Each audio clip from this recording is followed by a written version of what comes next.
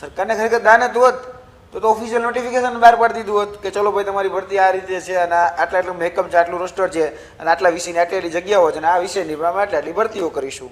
સરકાર ચાલાક છે, એને એક આંકડો આપી દીધો કે 24,700.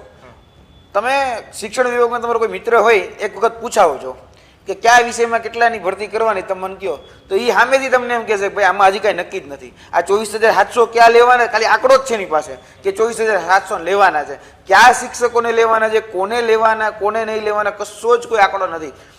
થોડા દિવસ પહેલા તમને ખબર છે કોમ્પ્યુટરના, સંગીતના, પીટીના બધા ટીચરો ગયા તો એને શું કહી દીધું, હા ભાઈ અમે તમને આપીશું, અમે તમને આપીશું. પણ હું કે 24,700 આપી છે ને, હવે અમે તમને એમાં જગ્યા આપીશું. પણ કઈ રીતે?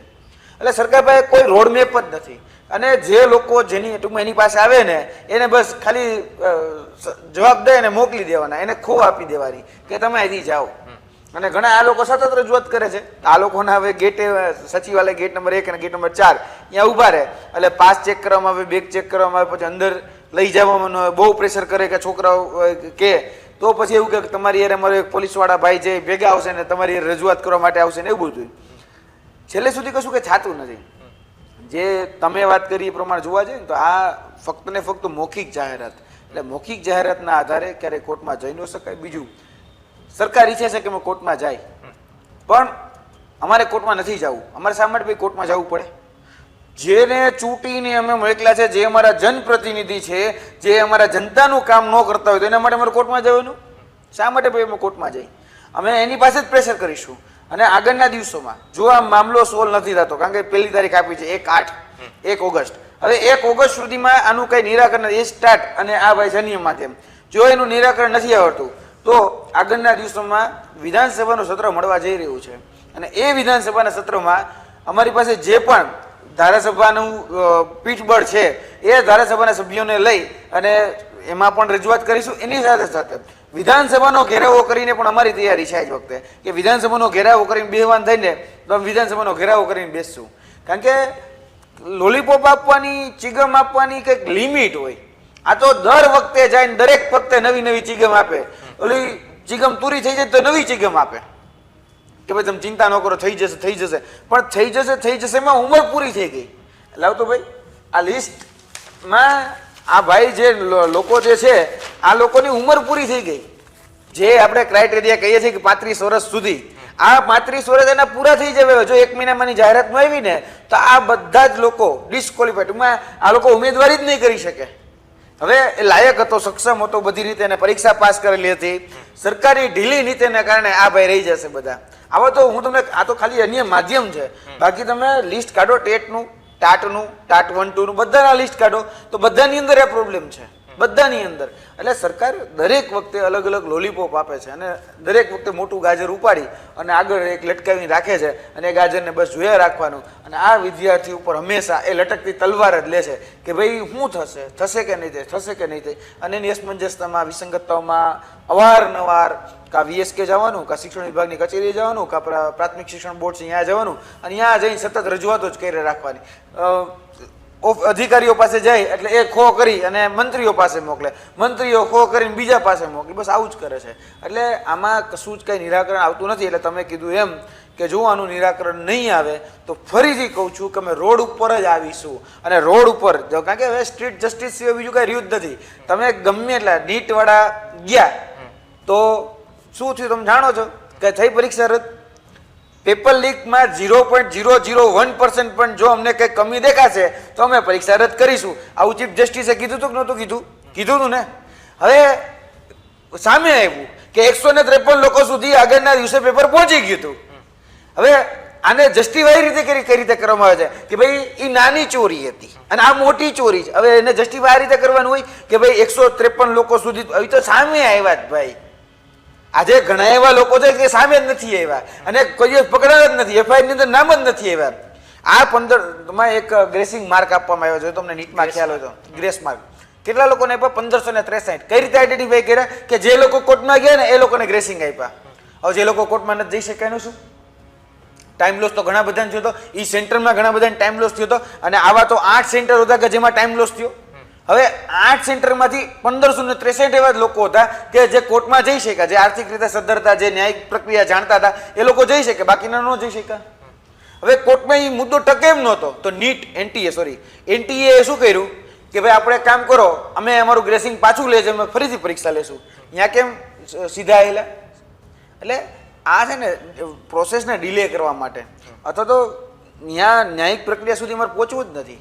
અમે ભાઈ અમારે જનપ્રતિનિધિ છે, હું એવું નથી કહેતો મને કોર્ટમાં વિશ્વાસ છે, ના, મને કોર્ટમાં વિશ્વાસ જ છે, પણ અમારે કોર્ટ સુધી જવું જ શા માટે પડે? અહીંયા આપણી પાસે વ્યવસ્થા તંત્રના ભાગરૂપે સરકાર તે સિસ્ટમની અંદર કામ કરતી હોય, તો જે તે સરકાર અમારું કામ ન કરે તો એવી સરકાર અમારા માટે કામ નહીં શું?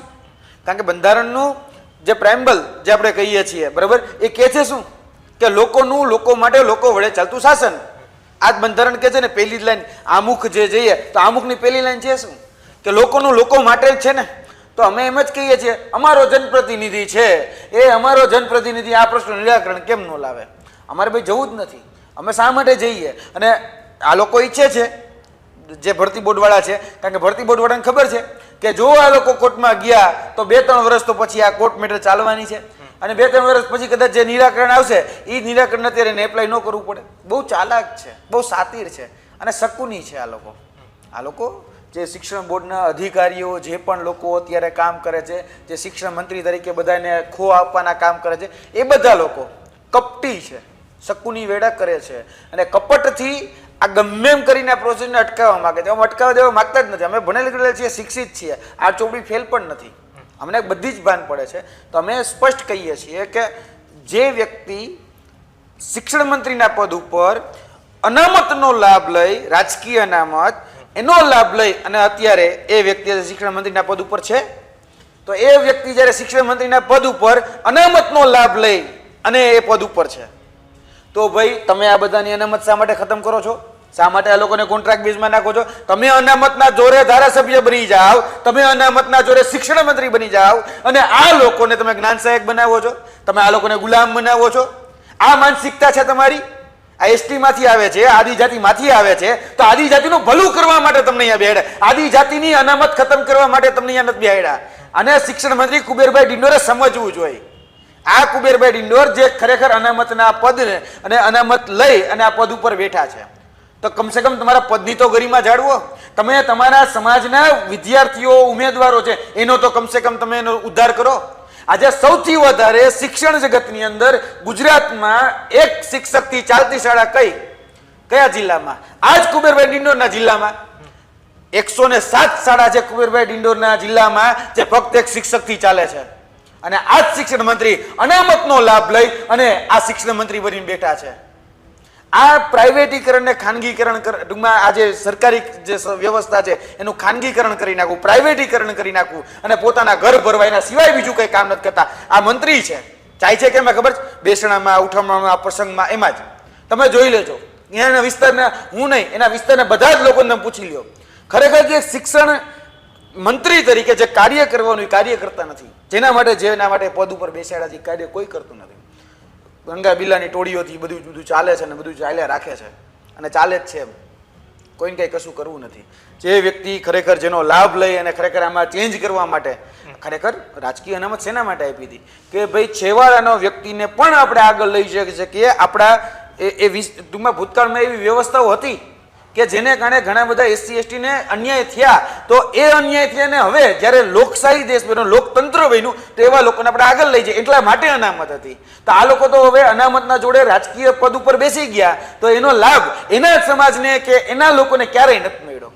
અને જાણે છે કે પ્રાઇવેટીકરણ કરવાને કારણે, ગ્રાન્ટ સહાયક નામના પ્રોજેક્ટ લેવાના કારણે આ બધા જ લોકો જ્યાં બેઠા ને એને આ ખતમ કરી નાખવા માંગે છે. કેમ? કારણ કે ખાનગીમાં જવા દો ભાઈ, 11 મહિનાના કરારમાં જવા દો.